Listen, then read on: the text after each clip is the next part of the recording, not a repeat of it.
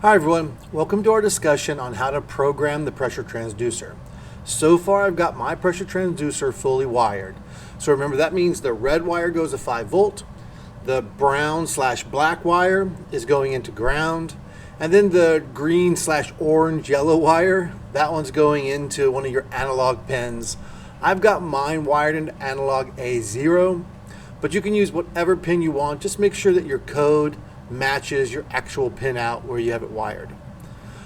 Okay, so this part of the coding is actually super straightforward. The transducer will be the easiest thing that we program. Now, getting the actual depth measurement from it's going to take a little more effort, but the programming is actually pretty straightforward. Let's get started. So the first thing we want to do is open up a new Arduino sketch. So I have that done already. You can see I've already connected my Arduino Uno. If you haven't done that, go ahead. Next thing we're going to do is we're going to rename this sketch so we can keep track of it. I'm going to rename mine pressure transducer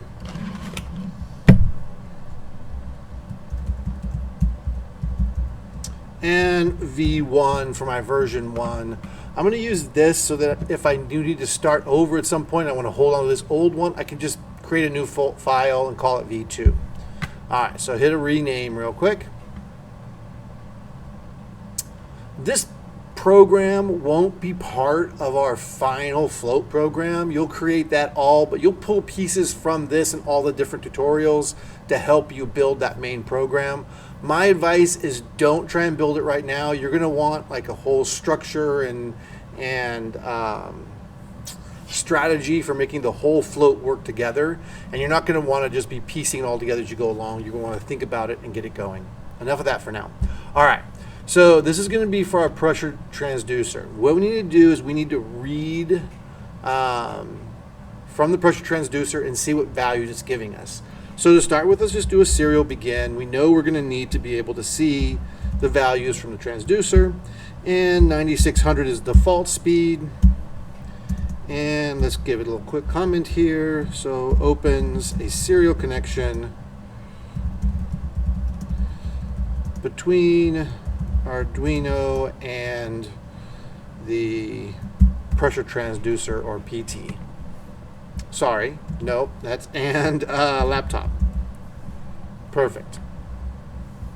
And now it's super straightforward. We just need to do an analog read, just like we would do for a potentiometer. It works just like a potentiometer. It changes the voltage of the electrons. So we're going to come down here and do analog read. And we're going to put it into a certain pin. Okay, and this is where my first thing comes in. I could put pin A0 right here, but I might use that over and over again in the sketch, and then I need to change that, like if I move the pins around my final thing, I have to go searching through my code to try and find them all. So I'm going to create a variable for that. So int, and we're going to call this the press tran pin. I don't know. You can do PT or whatever makes sense to you. That made sense to me in the moment. A0 and A0 and semicolon. So that's saving. That's colon. Colon again.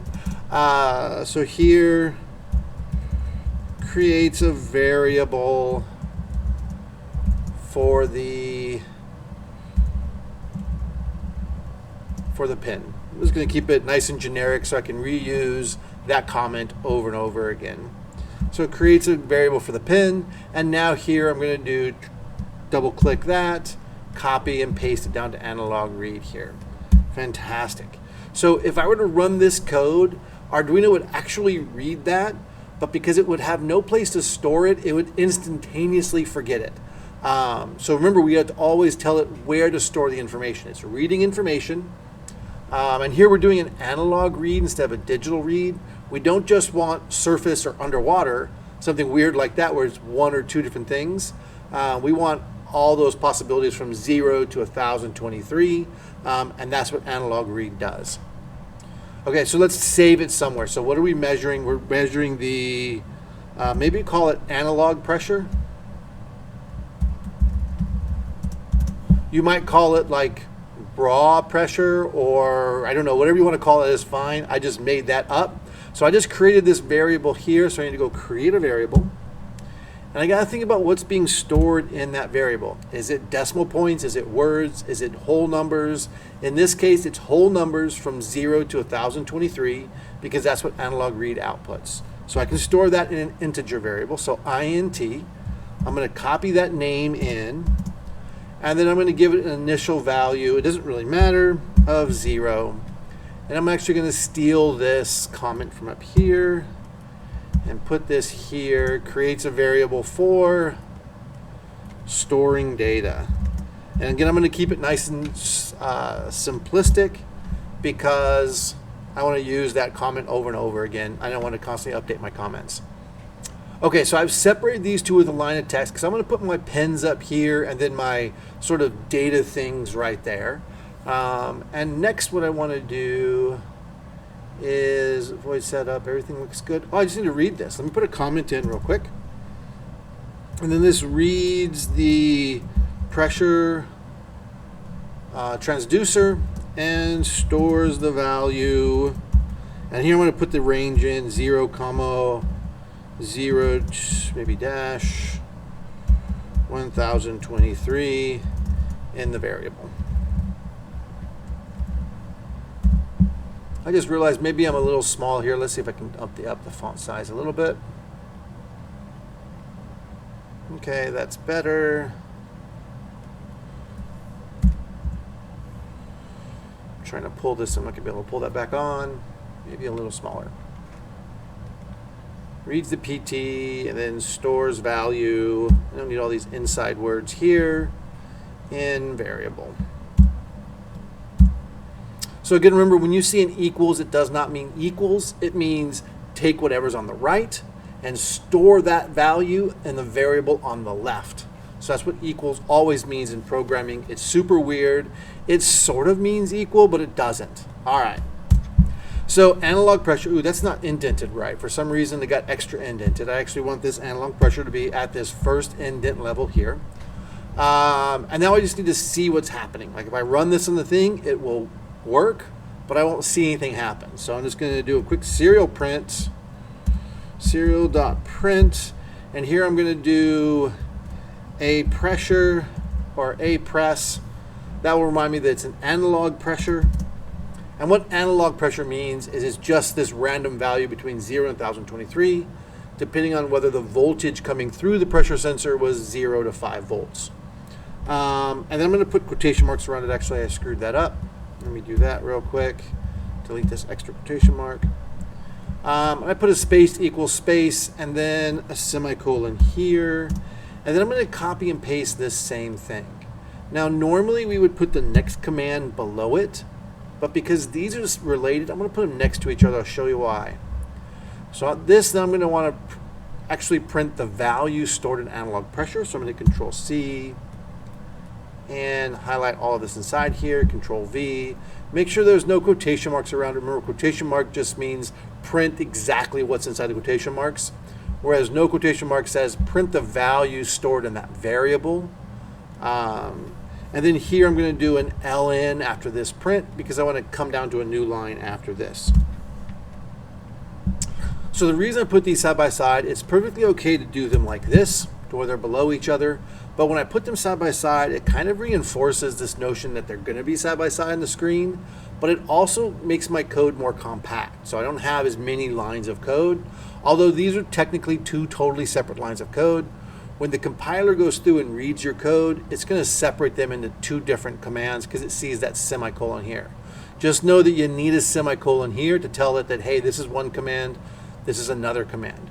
We could actually take this file when we're done and put it in just one long line of code that goes on forever, as long as all the lines are separated by that semicolon or an open curly brace, whatever it needs.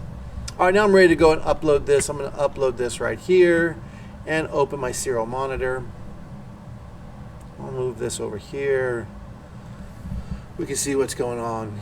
Something I've learned over time, and I may have told you this already, is that I've stopped closing my serial monitor, so I need to do something. I'll just click over here, change the code, and then find that window back. When you close it all the time, it tends to have connection errors over time. So if you ever had something where it says the port's still closing and it won't ever finish closing. That's just because you've closed it. If you've closed it and it's gotten hung up somehow. All right, so right now it's working really, looks like it's working. I'm getting 101 for whatever air pressure is. So I'm gonna actually try something real quick. I'm gonna wrap my hand around it. I don't wanna put my mouth on it because who knows where that thing has been, but I'm gonna wrap my hand around it and then blow on my hand. And I'm seeing a change in the value there. That's all I wanted to test to see if that was working. So we've got our pressure transducer up and running. This is gonna be the value at, like, I don't know, sea level, like 0 depth. And now we need to figure out what the values are at different depths. So you're gonna have to work together with the other companies and come up with a plan for how you're going to measure the depth of the pressure transducer and then record the values that you get on the screen of the Arduino, of the serial monitor like this. And you need to collect data for, like, I don't know, every so often down. You want a bunch of different data points so that you can actually then create a graph. Let me show you how that's going to work. So let's say that we collected data, I don't know, every 50 centimeters or something on the way down. So what we would do is we would create our own data table. You'll figure out how to do the experiment on your own. It's pretty straightforward. Once you're done, you're going to actually graph that data. You're going to have two. I'm not going to show you that actually because I don't want to tell you how to do the experiment. You're going to graph the data, and you're going to graph it as you're going to have depth data. So you'll measure the depths on the way down, and also the analog pressure as well, all the way down. And then you're going to graph that, and you're going to come up with an equation for how you convert from analog to actual depth. And I'll just let you figure that out with each other. I think you all can figure that out with your massive math skills you already have, but if you need some help, let me know. And then, yeah, once you have that, come back and watch the next video. I'll show you how to take that data and run with it. So you need that equation, I should say, not just data, but you need the actual equation for depth and pressure.